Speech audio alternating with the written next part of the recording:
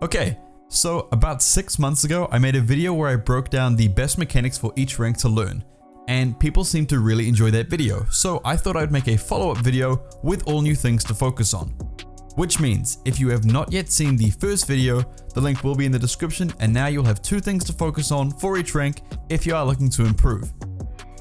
In this video, I'll give you the mechanic and then a small routine to improve that mechanic, as well as links to any tutorials needed in the description, just so that this video doesn't become half an hour long. But before we do dive in, I just want to quickly say that I have started up a second channel where I will be posting stream highlights once a week. A mixture of some nice goals I've hit and some of the funnier moments that happen on stream. The channel is called Thanovic 2, the link will be in the description, and I would appreciate if you guys could check it out.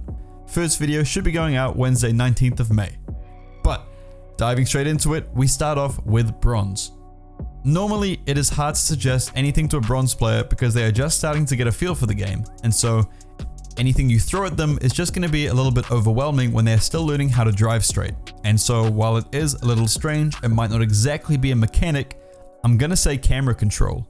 I get the question, when do I use car cam and when do I use ball cam? Quite often on stream, and it's a little difficult to explain. For bronze players, I recommend using ball cam for the majority of the time to help you track the ball around the field. The times when I would say you should move to car cam is when you're looking to pick up the big boost pads situated around the outside of the field.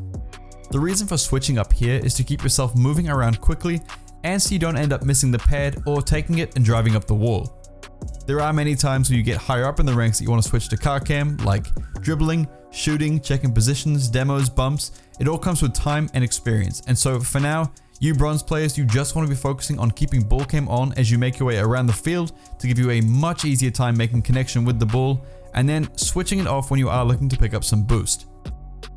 Next up, silver. And here, I would say you should start to focus on power sliding or drifting. Power sliding is one of the mechanics in the game that really doesn't get enough attention when you understand how vital it is to learn.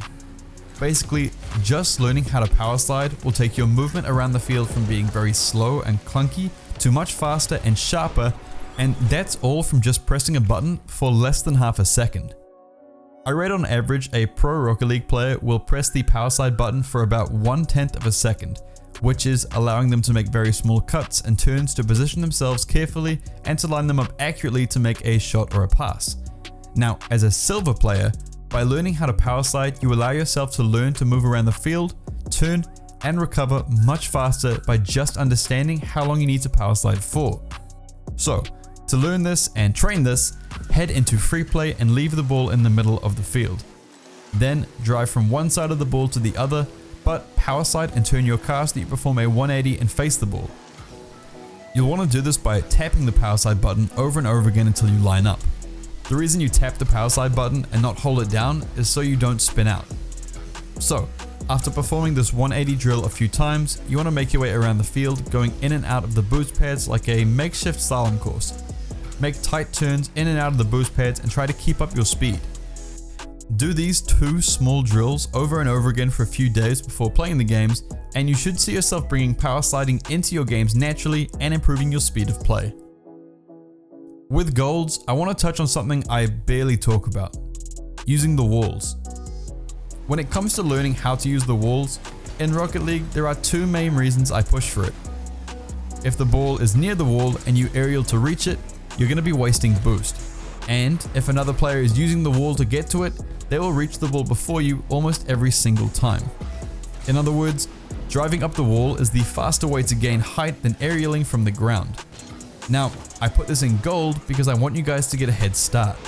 I don't think too many gold players are going to be properly aerialing for the ball, and so it is more so to prepare you, but also to build some good habits when it comes to saving boost while the ball is in the air.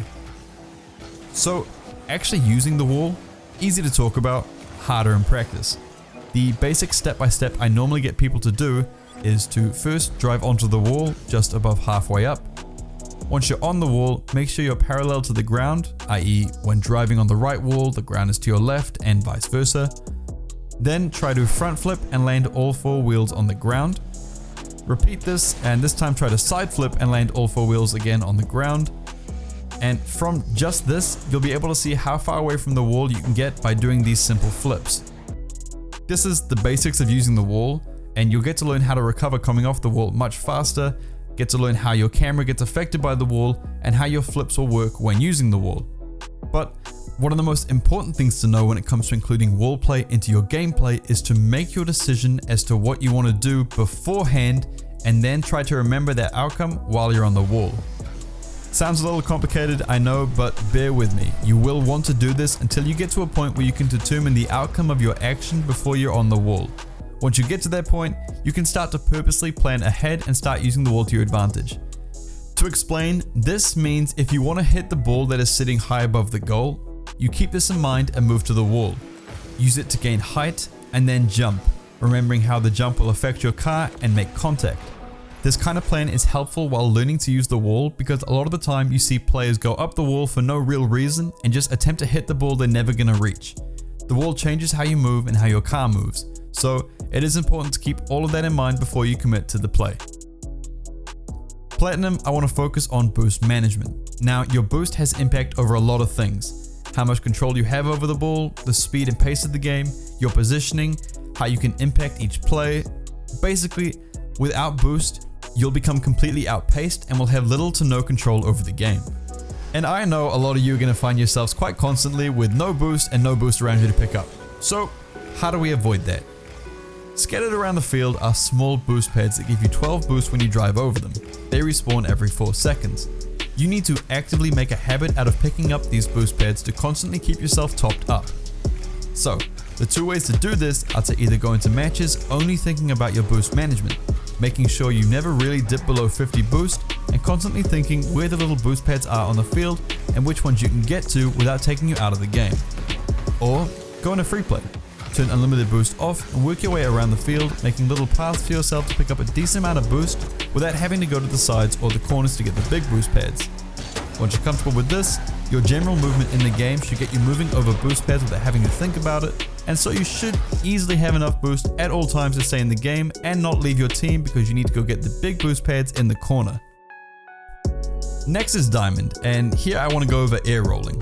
Now, air rolling by itself is a pretty complicated thing to cover, and so I have linked a video where I break it down step by step and covered it in a tutorial style. Air rolling is basically rolling your car to put yourself in a better position to hit the ball or to land your car. The best example of this is air rolling to get a powerful hit by turning or tilting your car to put more power behind the ball and hitting it with the corner of your car. Or when it comes to recoveries, air rolling to land with 4 wheels on the ground so you're able to get back to the game much faster. Air rolling is one of the most important aspects of the game to learn, and also one that people struggle with the most. Now, the way I always talk about learning air rolling is to go from one goal to the other, constantly spinning and pushing yourself to make it as hard as you can for yourself. This can be either by moving out to one of the sides and trying to get back to the center of the goal, or by constantly changing how you're spinning and keeping yourself on the edge.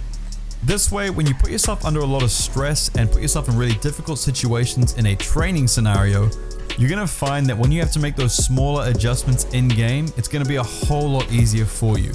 The other way you can learn if you don't want to do this goal to goal exercise is just by flying around the map in free play, constantly spinning and trying to land your wheels on the wall, or on the ceiling, or on the floor.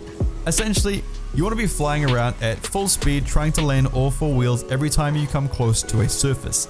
This means you're going to get a fast recovery, but more importantly, become more comfortable moving your car at the very last second to get a safer landing. But unfortunately, like I have said, the mechanic is very hard to cover fully in a short period of time, and so the link for the full tutorial will be left for you in the description. In Champ, I'm going to say you should focus on your 50-50s, and more importantly, you should look to use the low 50-50 a lot more in your gameplay. Understanding and properly using the low 50-50 can very easily take an opponent out of the game and give you a much easier chance to continue your attack. And in a 1v1 situation, if done correctly, you can score many easy goals. Now, the low 50-50 is actually pretty easy to do. You have the ball on top of your car in a dribbling position. As your opponent approaches, you want to drop it to the front of your car and try to be the second one to touch the ball. One of two things will happen. Either they will flip into it, which causes them to hit the ball into you, who is on the ground, which then should have you winning the challenge. As it gets pushed into you, you then hit it underneath them and they go over top of you. Or the second option, they read it at the very last second and stay grounded as well, which is just a normal 50-50. but because it's hard to change your decision in a fraction of a second, you will catch a lot of people off guard with this and will have a much easier time in your ground game. Now, the only real way to practice is 1v1s, but the more you use them, the sooner you realize they're actually really easy to bring into your gameplay and also really effective. There's not too much more to say here. Really good, really easy, do it. Finally, Grand Champ. One that I thought about for a while and have actually decided to go with a kind of weird one. For Grand Champs, I want to say focus on your double touches. Yes, I know I normally say avoid this stuff, but out of all the mechanics people deem to be fancy or flashy, double touches are, in my opinion, the easiest mechanic to learn that gives the best results. Taking time to train this mechanic is going to help you understand wall reads, redirects, general air control, and obviously will put you in many situations where you can turn a random bounce off the wall into a scoring opportunity. And the best part is, all you really need to train it is to jump into free play and bang the ball at the backboard. This one I'm not going to break down because you're a Grand Champ, you're a big kid now, you understand how to hit the ball at the wall. But in all the games I've played, this mechanic is the one I've seen used the most and with the most success.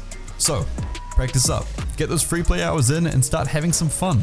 You're Grand Champ now, which means, like all Grand Champs, you've realized we all kind of suck at the game in a way that the lower ranks just don't understand.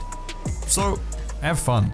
Practice some of the harder stuff in game and push yourself to go for some different kind of shots. With that, we end our list. I hope you enjoyed the video. Make sure to check out the second channel, which will be posting stream highlights every week, and let me know in the comments if there's anything else you want to see.